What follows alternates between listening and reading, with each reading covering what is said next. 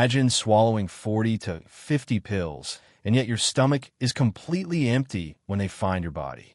Imagine being found perfectly positioned on your bed, arms at your sides, legs straight, as if someone carefully arranged you there. Imagine the most powerful men in America, the president and the attorney general, desperately trying to erase any trace of their connection to you. Now imagine all the evidence that could prove what really happened, the phone records, the tissue samples, the witness statements, mysteriously vanishing into thin air. This isn't a conspiracy theory. This is the documented reality of Marilyn Monroe's death. On August 4th, 1962, the world lost its most iconic blonde bombshell under circumstances so suspicious that even the police officer first on the scene immediately knew something was wrong. The official story says suicide, but the evidence screams murder. Powerful men had motive. The crime scene was staged. The investigation was sabotaged. And for over 60 years, someone has been hiding the truth. Tonight, we're exposing one of Hollywood's darkest and most protected secrets. A story where glamour collides with conspiracy, where beauty meets brutality, and where the truth was buried 6 feet under alongside America's most beloved star. This is not just the story of how Marilyn Monroe died. This is the story of how the most powerful people in the world got away with it. Buckle up, because what you're about to discover will change everything you thought you knew about that tragic night. Marilyn Monroe wasn't just another Hollywood actress. She was a cultural phenomenon, a living fantasy, the woman every man desired and every woman wanted to be. With her platinum blonde hair, hourglass figure, and that signature breathy voice, she became the definition of sex appeal in the 1950s and early 60s. Sex appeal is undeniable. Her meteoric rise embodies the promise of the successful American way of life. But behind the glossy magazine covers and the dazzling smile was Norma Jean Baker. Born on June 1st, 1926 in Los Angeles County General Hospital, right in the heart of the city that would one day make her a legend. She grew up in the grittiest parts of Los Angeles, bouncing between 11 different foster homes and the Los Angeles Orphans Home. Her mother, Gladys, battled severe mental illness and couldn't care for her, while her father was never part of her life. The young girl who would become the world's most glamorous woman spent her childhood feeling unwanted, unloved, and invisible. At 16, she married to escape the foster system and worked in a defense factory during World War II. It was there, in 1944, that a military photographer discovered her while she was inspecting parachutes and spraying airplane parts. That chance encounter led to modeling work, which led to her first screen test at 20th Century Fox in 1946. She bleached her brown hair platinum blonde, changed her name to Marilyn Monroe, and began the transformation that would captivate the world. Through sheer determination and undeniable charisma, she clawed her way up from bit parts and walk-on roles to become Hollywood royalty. By 36, she had starred in over 30 films, married 3 times, including to baseball legend Joe DiMaggio and Pulitzer Prize-winning playwright Arthur Miller, and become the most photographed woman on earth. But success couldn't heal her childhood wounds.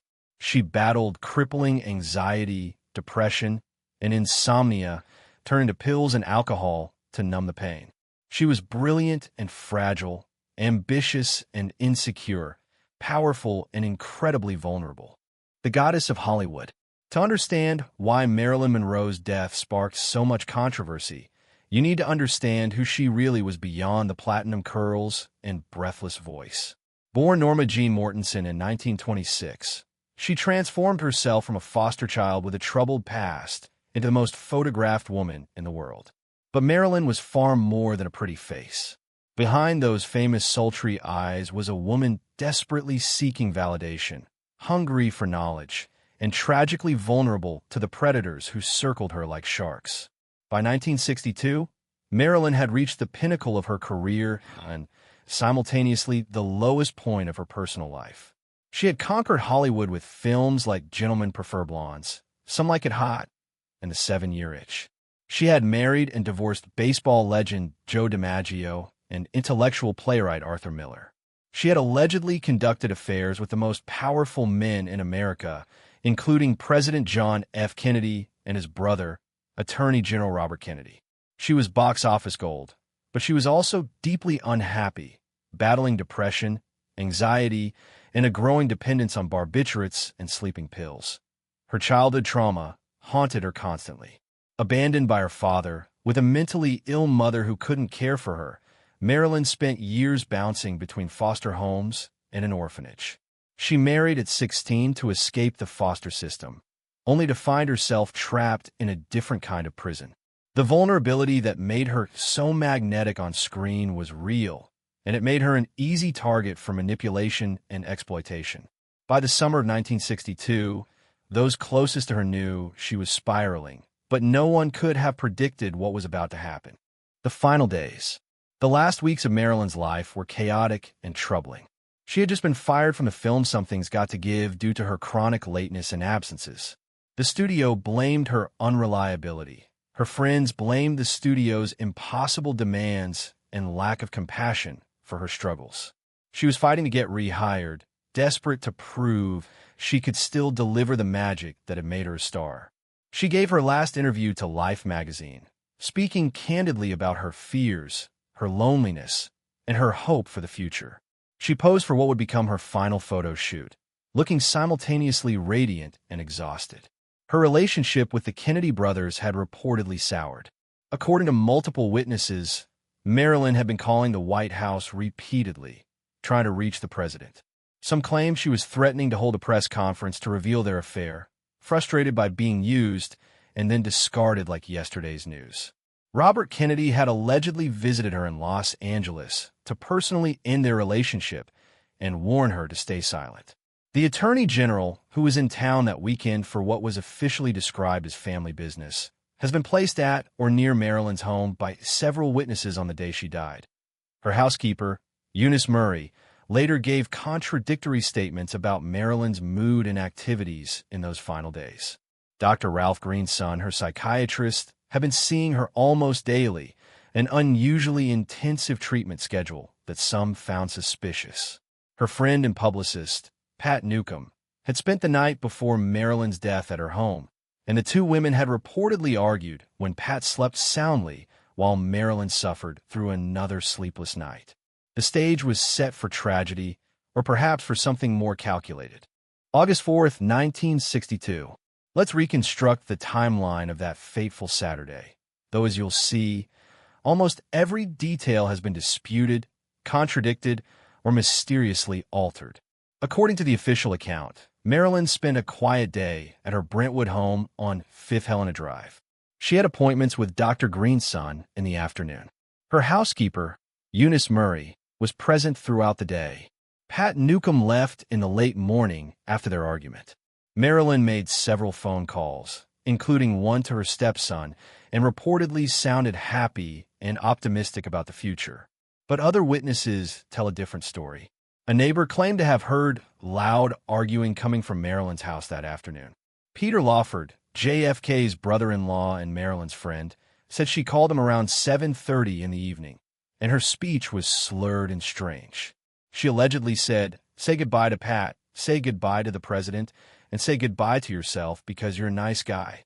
The phone went dead, and Lawford became alarmed, but claims he was talked out of checking on her by his manager and lawyer, who didn't want him involved in a scandal. Here's where the official timeline becomes truly bizarre. Eunice Murray claims she went to bed around midnight and woke up around 3 in the morning, noticing a light under Marilyn's locked bedroom door. She called Dr. Green's son, who arrived and broke into the room through a window, finding Marilyn dead, naked, lying face down on her bed with a telephone receiver in her hand. The police weren't called until 4:25 in the morning. That's a crucial gap of over 4 hours from when Marilyn likely died, and possibly over 8 hours from when something terrible may have begun. The crime scene. When Sergeant Jack Clemens arrived at Marilyn's home at 4:40 in the morning, he immediately sensed something was wrong. As the first police officer on the scene, his observations would later fuel decades of conspiracy theories. He found Marilyn lying perfectly straight on her bed, face down, with her legs fully extended and her arms by her sides. To an experienced officer, this position looked staged. People who die from overdoses typically contort and convulse. They don't arrange themselves neatly. The bedroom was suspiciously tidy. There was no drinking glass in the room, yet Marilyn had supposedly swallowed 40 to 50 Nembutal capsules and a large number of chloral hydrate pills. How does someone swallow dozens of pills without water? The bathroom adjoining her bedroom had no glass either. The medicine bottles on her nightstand were arranged too perfectly, like props on a set. Clemens noticed that Dr. Greenson and Eunice Murray seemed nervous and were giving evasive answers to his questions. The autopsy would later reveal massive amounts of barbiturates in Marilyn's system, enough to kill several people. Position, cattic under the bed. Obviously, she'd been placed in that position. And I was shown the nightstand by her. But here's the strange part. There were no pill residues in her stomach. None. The drugs were in her bloodstream and liver, but her digestive system was virtually empty. Dr. Thomas Noguchi, the coroner who performed the autopsy, noted a bruise on her lower back and what appeared to be a fresh bruise on her hip. He found evidence suggesting the drugs may have been administered rectally, not orally, though this was never emphasized in the official report. He wanted to examine her intestines more thoroughly, but they had mysteriously disappeared from the coroner's office, along with other tissue samples. The toxicology report revealed 8 mg% of chloral hydrate and 4.5 mg% of Nembutal in her blood, a lethal combination. But the lack of capsule residue in her stomach haunted investigators. If she didn't swallow the pills, how did they get into her system? An injection would leave marks, and none were found except for an old needle mark that appeared to be from a previous medical treatment. The rectal administration theory would explain the missing stomach contents, but it would also strongly suggest that Marilyn didn't kill herself. Someone else would have had to administer the drugs that way. The investigation, that wasn't. The LAPD's investigation into Marilyn Monroe's death was shockingly brief and incomplete. Within hours, it was ruled a probable suicide, even though standard investigative procedures were ignored or bypassed. The crime scene was not properly secured. People came and went from the house freely. Evidence was removed before it could be properly cataloged. Marilyn's phone records, which could have shown who she spoke with in her final hours, mysteriously vanished. The original police report filed by Sergeant Clemens also disappeared, replaced by a different version. The timeline kept changing. Initially, Dr. Greenson and Eunice Murray said they discovered Marilyn around midnight and immediately called the police. Then the story shifted to the 3 in the morning discovery. Later, Murray would admit in interviews that Robert Kennedy had visited Marilyn that afternoon, something she had denied for years. Dr. Greenson's therapy notes about Marilyn were never made public and reportedly were destroyed. The ambulance company that allegedly transported Marilyn to the hospital while she was still alive, then brought her back to be found dead at home, was never officially interviewed, though the driver later came forward with his account. Peter Lawford's role remained suspicious. He was one of the last people to speak with Marilyn, yet he gave contradictory statements about their conversation and his actions afterward. Some witnesses claim he went to Marilyn's house that night with others to clean up evidence before the police were called. Lawford's manager, Milt Ebbins, later admitted they were terrified of anything connecting the Kennedys to Marilyn's death. The president's brother-in-law potentially discovering a suicide or being the last to hear from her could create a scandal, so they may have orchestrated a delay and a cleanup. The district attorney's office files on Marilyn's death were kept locked for decades. When investigative journalists finally gained access, they found evidence of witness intimidation, altered statements, and deliberate suppression of information.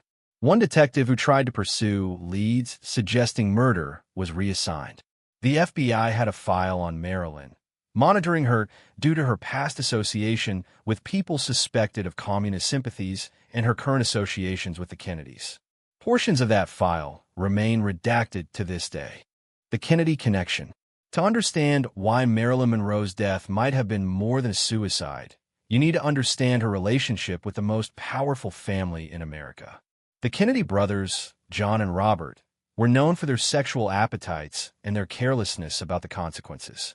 Marilyn allegedly began an affair with President Kennedy in 1961, introduced by Peter Lawford at the famous Bing Crosby mansion in Palm Springs. The affair was passionate but brief. JFK moved on to other conquests, as was his pattern. But then something unexpected happened. Robert Kennedy, the Attorney General and the President's closest advisor, became involved with Marilyn himself. Unlike his brother, Bobby seemed to develop genuine feelings for her. They were seen together at public events, dining at restaurants, driving along the California coast. Marilyn believed this relationship was different, that Bobby might actually leave his wife Ethel for her. She was wrong, and when she realized she'd been used again, her hurt turned to anger. In the summer of 1962, Marilyn was becoming a liability. She knew secrets about the Kennedy administration that could destroy them. She knew about JFK's health problems, carefully hidden from the public. She knew about the brothers' other affairs and indiscretions. Some researchers claim she knew about classified government operations, including alleged CIA plans to assassinate Fidel Castro. Whether or not she would have actually exposed these secrets is debatable, but the perception that she might was enough to make her dangerous. Robert Kennedy was in Los Angeles the day Marilyn died, despite years of official denials. Multiple witnesses placed him at Marilyn's home that afternoon. Neighbors heard shouting. Some claim they saw him arrive with Peter Lawford and 2 other men. The official story maintains he was at a ranch in Northern California, but flight records and witness testimony contradict this. If the Attorney General was at Marilyn's house hours before her death, and that fact was covered up, the implications are staggering. The theory isn't that Robert Kennedy personally killed Marilyn Monroe. The theory is that she was perceived as a threat to national security, to the Kennedy presidency, and to Bobby's political future. In that era, at the height of the Cold War, with the CIA conducting illegal domestic operations and the FBI wiretapping Americans, it's not inconceivable that a decision was made at some level to silence her permanently. Whether the Kennedy brothers knew about it beforehand or were protected from knowledge of it remains one of history's great mysteries. Alternative theories.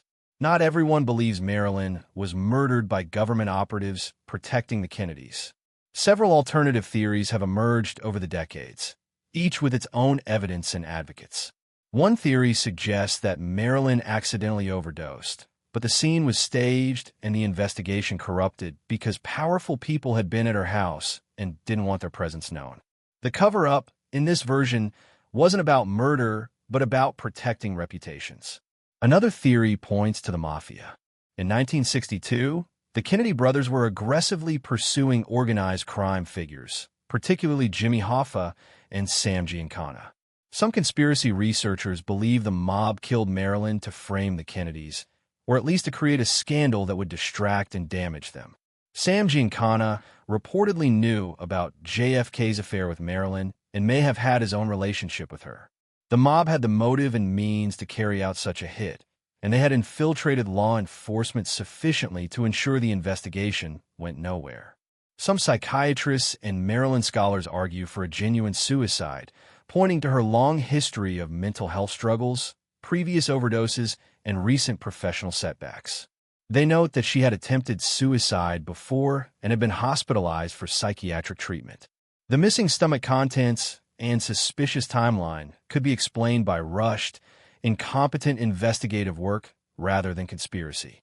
In this view, people looking for murder have created a mystery where there is only tragedy. There's also the theory that Dr. Greenson himself, Marilyn's psychiatrist, bears responsibility for her death. Some believe he was over-medication her, that his unusually intense involvement in her life was inappropriate and harmful. The psychiatrist who prescribed her fatal combination of drugs could have accidentally given her a lethal dose or provided her the means to kill herself, then panicked and tried to cover up his role. This would explain his suspicious behavior and conflicting statements without requiring a grand conspiracy. The evidence that haunts. Certain pieces of evidence refuse to go away, no matter how many times the official suicide verdict is defended. The missing phone records are perhaps the most significant. The LAPD claimed Marilyn's phone records couldn't be located, but a former LAPD officer later revealed that they were seized and destroyed on orders from someone high up in the department. Who was she calling or being called by that was so important those records had to disappear? The deputy coroner's signature specimen, a piece of tissue preserved from the autopsy for future testing, vanished from the coroner's office. So did her intestines and several other organs. These disappearances prevented independent testing that could have definitively shown how the drugs entered her system. When materials go missing from a coroner's office, it's usually not an accident. Multiple witnesses who claimed to have information about that night died under suspicious circumstances over the following years.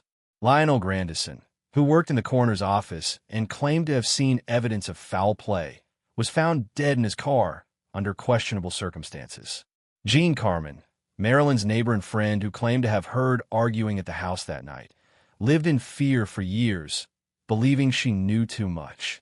The pattern of untimely deaths among people connected to the case feeds the conspiracy theories. Though skeptics argue this is confirmation bias, seeing patterns in random events.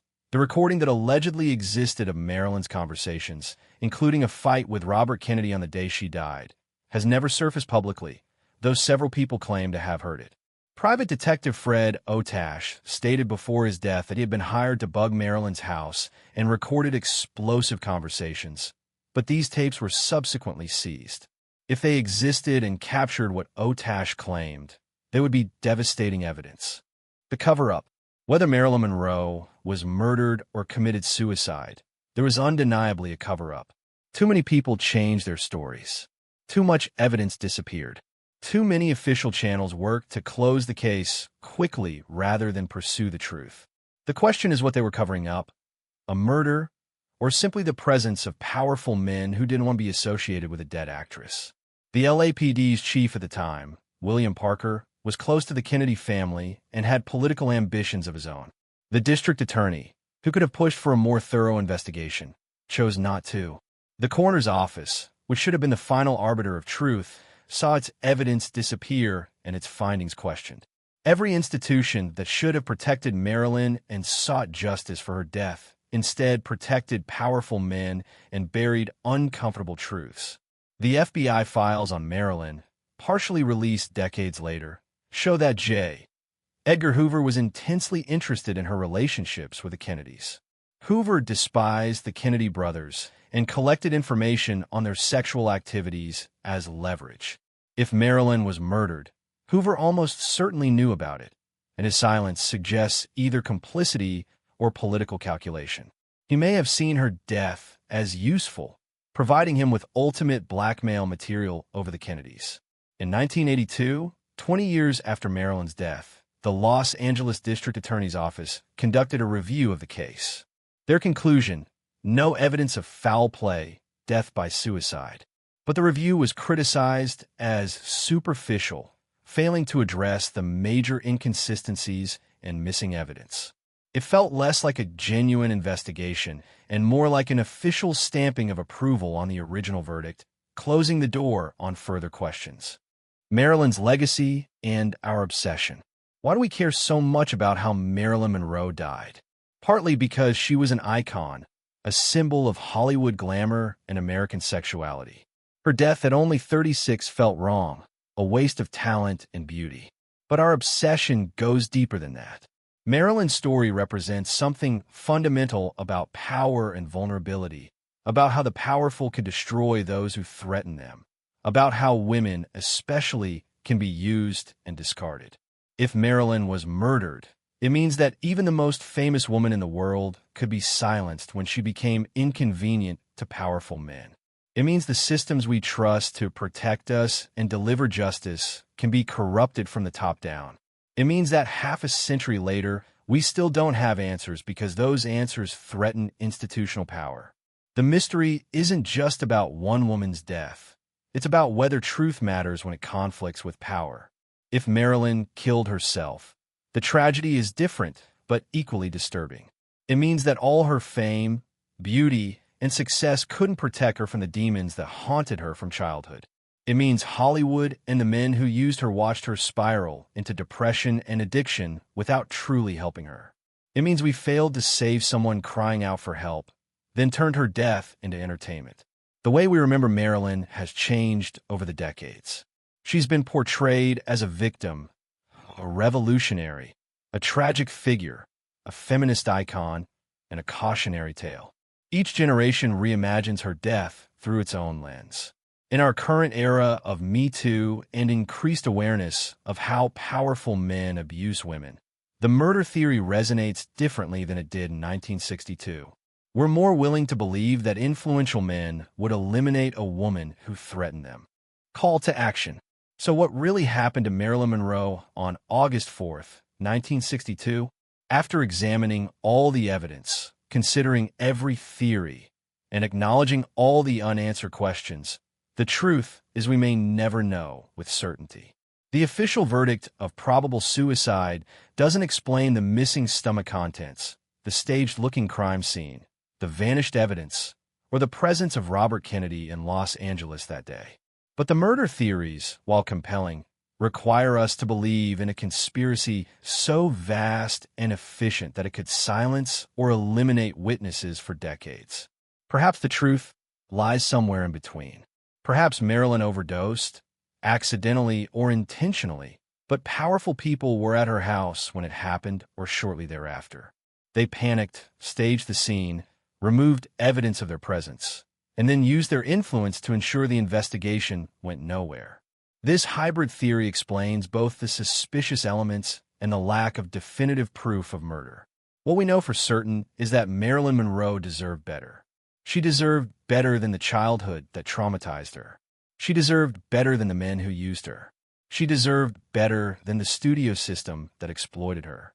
And she deserved better than the investigation into her death, which prioritized protecting the powerful over finding the truth.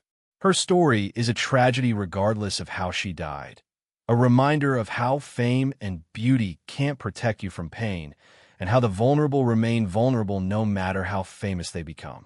The mystery of Marilyn Monroe's death endures because she endures. She's more than the sum of her films or her photographs. She represents something eternal about beauty and tragedy, desire and destruction, power and powerlessness. And until someone comes forward with undeniable proof of what really happened that night, until all the files are opened and all the secrets revealed, we'll keep asking the same questions, keep pursuing the same elusive truth. Because Marilyn Monroe deserves answers, even if she'll never hear them. And we deserve to know whether the people we trusted with power murdered America's most beloved star and got away with it. The case may be closed, but the mystery lives on forever. Before you go, give me your opinion about this murder or suicide.